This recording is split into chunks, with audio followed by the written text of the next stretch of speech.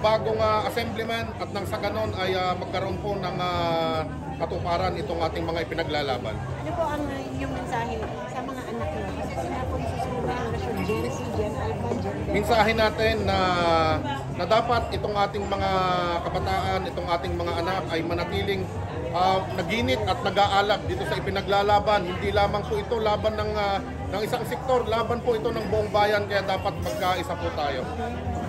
Maraming salamat. Sir, confirmation lang.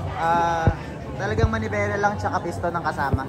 Sa strike. Manibela at piston lang. Kasi sabi ni Attorney Artes, kinausap niyo na ibang transport group. So kayo dalawa lang talaga? Opo, kaming dalawa lang. Lagi naman kaming dalawa lang ang nagkakasa ng transport strike. Ano po yung pinaka-message nyo sa other jeepney drivers po?